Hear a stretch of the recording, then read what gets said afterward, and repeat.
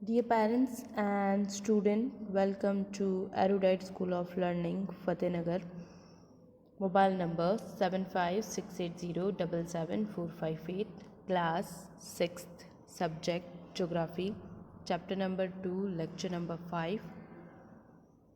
If you have any doubt in this lecture, then you just need to write in your notebook whenever your school class will open. Then you may clear to related teacher.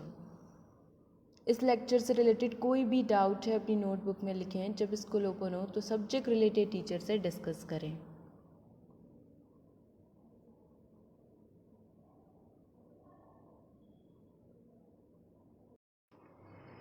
Page number 18. Landforms and their impact on the life of the people. Now we discuss the last point of the chapter. Landforms and their impact means landforms. अगर अलग अलग तरीके की landforms हैं तो human life पे उसका कुछ इफ़ेक्ट है या नहीं. Landforms have tremendous impact on the way of life of people of a region. Let's see how the way of life in the mountain is different from that in the plains in the given table. Now we have difference between the life in a mountain and life in a plains. जो लोग mountain में रहते हैं उनका lifestyle कैसा है और जो लोग plain एरिया में रहते हैं उनका लाइफस्टाइल कैसा है. First point, population density. Mountains are rocky and steep. However, fewer people choose to live in its difficult terrain. So few people wants to stay in this difficult terrain because mountain में survive करना बहुत मुश्किल होता है. vegetation नहीं होता है, food से related problem रहती है तो कम लोग वहाँ रहना prefer करते हैं. Plains are flat, which makes it easy to build houses and roads. Thus, plains are usually densely populated. And in plain area, flat surface, it's very easy to develop or build any house, roads. So, this area is densely populated. Usually क्या होता है, जिन लोगों को piece चाहिए होता है, शांति चाहिए होती है लाइफ में, तो वो लोग माउंटेन्स एरिया में स्टे करना प्रेफर करते हैं. लाइक किसी को अपना वेकेशन अगर एंजॉय करना है तो वो क्या प्रेफर करता है, मैं हिली रीजन में चाहता हूँ, मैं माउंटेन एरिया में चाहता हूँ. और जो लोग करियर से रिलेटेड, जो लोग करियर ओरिएंटेड होते हैं वो लोग कहाँ जाते हैं, डेंसली पॉपुलेटेड एरिया, है ना. इंडिया में सबसे डेंसली पॉपुलेटेड एरिया कौन सा है, मुंबई. लोग मुंबई जाते हैं ना to follow their dreams. Second, shelter and clothing. Most of the houses are made of wood and have slanting roofs. Since mountains and hills are cooler, people wear woolen clothing during many months of a year. Mountains जो होते हैं वो slanting roof होती है. Mountains में जो भी घर बने होते हैं यूजुअली वो वुड हाउस होते हैं, क्योंकि उनकी रोप्स जो होती है, रूफ जो होती है, मतलब जो टेरेस होता है वो स्लैंट रहता है. Since mountains and hills are cooler, बहुत कोल्ड एनवायरनमेंट होता है वहाँ का. People wear woollen clothing during many months in a year. So in mountain hilly areas people wear, usually they wear woollens. वहाँ पर समर्स नहीं आती है, कश्मीर में समर आती नहीं है. Most of the houses are made up of clay and bricks. In plains, houses are made up of clay and bricks. Woolens are usually worn only during winter in the plains. Woolens जो है वो सिर्फ winters में wear करते हैं. Light cotton clothing is preferred for the rest of the year. Areas that receive heavy rainfall have houses with slanting roofs, while areas that receive moderate to less rainfall have flat roofs. Okay, so वहाँ पर rainfall होता है ना. Hilly areas में snowfall होता है, plain areas में rainfall होता है. वहाँ पर यूजुअली लोग कॉटन और ऐसा थिन फैब्रिक वियर करना प्रेफर करते हैं, क्योंकि प्लेन एरिया में गर्मी बहुत होती है, पॉल्यूशन इतना होता है. पॉल्यूशन की वजह से बहुत वहाँ का टेम्परेचर हॉट रहता है। Cultivation cultivation is difficult on rugged slopes. Some crops such as tea and coffee may be grown on gentle slope. Cereals and vegetables can be grown through terraced cultivation.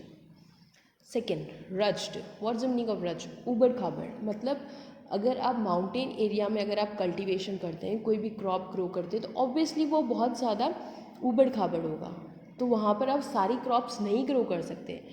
Like मुझे wheat grow करना है, तो mountain area में wheat grow नहीं हो सकता है। वहाँ पर आप राइस ग्रो कर सकते हैं, टी ग्रो कर सकते हैं, कॉफ़ी ग्रो कर सकते हैं। तो माउंटेन एरिया में जो क्रॉप्स ग्रो होती है वो बिल्कुल डिफरेंट है और टफ है।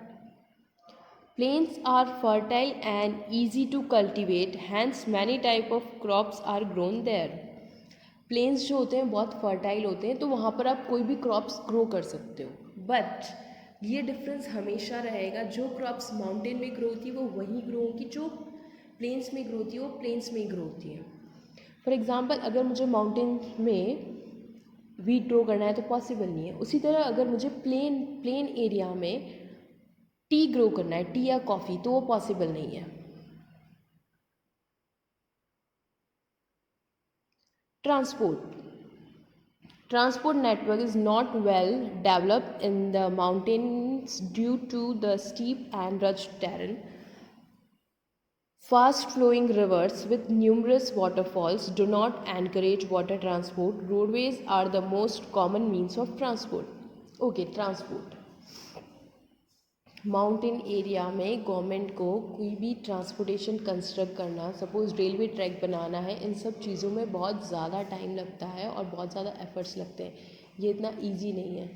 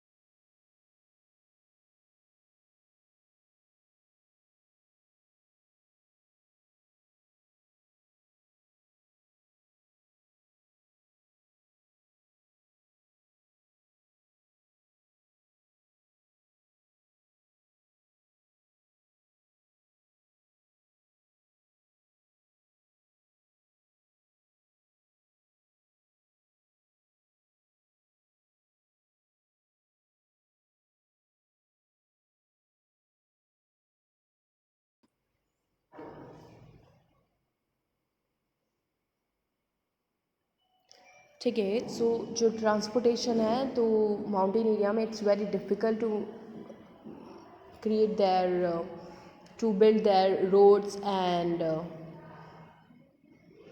railway tracks, etc. It is easy to establish a dense network of roads on railways on flat level and land.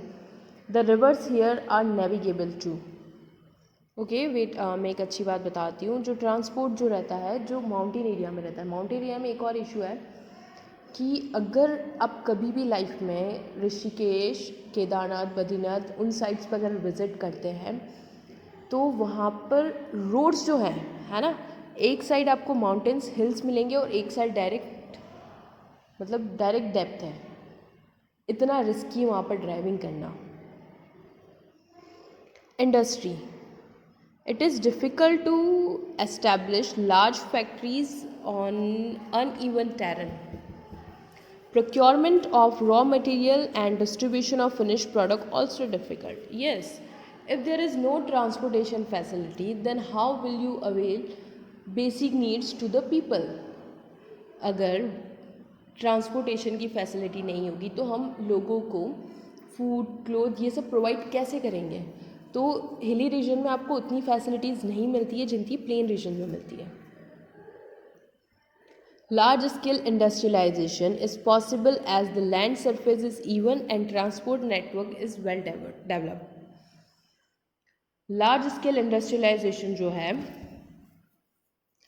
वहाँ पर लैंड सरफेस जो है वो इवन रहता है, तो ट्रांसपोर्टेशन का नेटवर्क अगर इजीली होगा तो आपके पास कोई भी प्रोडक्ट आपको चाहिए तो इजीली अवेलेबल होगा, फैसिलिटीज़ होंगी.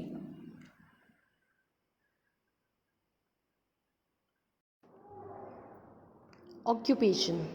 Agriculture, handicraft production and tourism are common occupation. Means अगर आप माउंटेन एरिया में रहते हो तो आपको ऑक्यूपेशन से रिलेटेड आपको सफ़र करना पड़ेगा. Agriculture, industry and trade are important occupation. और अगर आप प्लेन एरिया में रहते हो तो ऑक्यूपेशन से रिलेटेड कोई भी इशू नहीं है, आप किसी भी फील्ड में कहीं भी कुछ भी इन्वेस्ट कर सकते हैं. Knowledge box.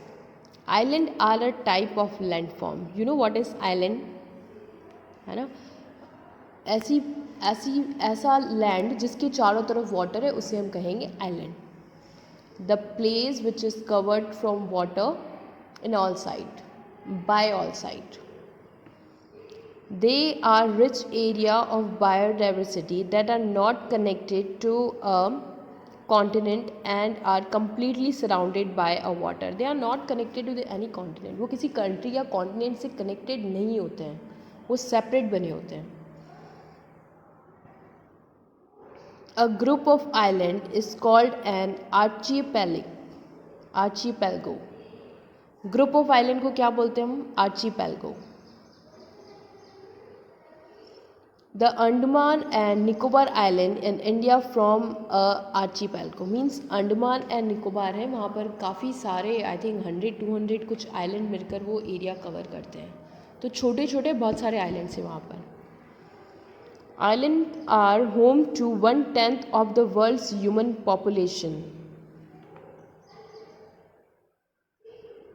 They are home to many types of ecosystem that provide food, fresh water, wood, fiber, medicines, fuel, tools and other important raw materials. So island इतने ज़्यादा मतलब फर्टाइल होते हैं तो वहाँ से हमें बहुत सारे रॉ मटेरियल मिलते हैं.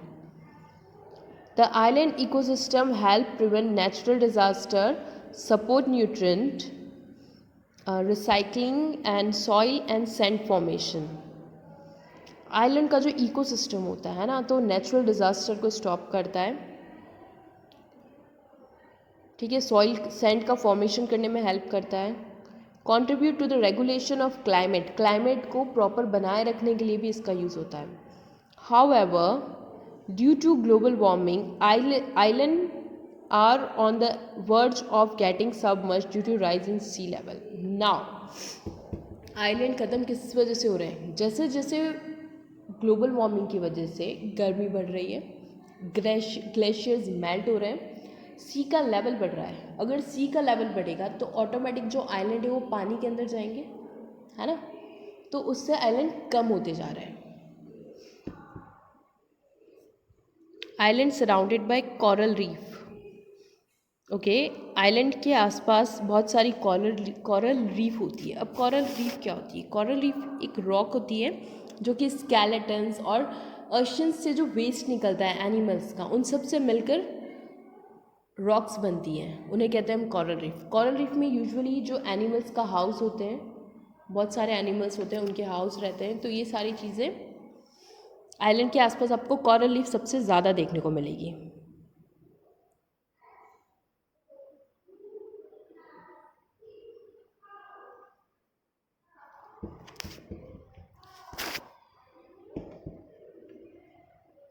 Okay, firstly we discuss the map of India. Northern mountain in northern area, on the top there is a mountain. Then after these northern plains, then here the Rajasthan area, the desert. Then coastal plains, eastern and western coastal plain, and the middle area is peninsular plateau.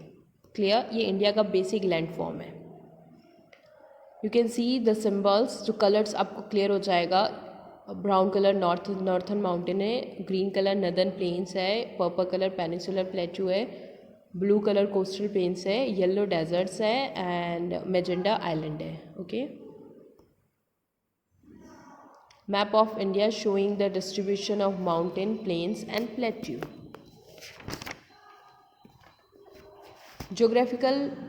Geography skill builder interpretation of map. Refer the map of India showing the distribution of mountain, plains and plateau and answer the following question. In which direction are northern mountains located? Northern mountains कौन से location में located है? North. So here you have to write north, N-O-R-T-H, north. Second, name some rivers that flow through the northern plains. Northern plains से कौन से rivers flow करती है? Ganga, Yamuna and Brahmaputra. नदर प्लेन से कौन सी रिवर फ्लो करती है? One more time I am repeating, Ganga, Yamuna and Brahmaputra. On an outline map of India draw a colour the physical features of India. अब हमें इंडिया का एक आउटलाइन मैप लेना है, उसमें सेम जो ये फिजिकल फीचर्स है ये इस मैप को एज इट इज़ ड्रॉ करना है. Okay, it's your homework.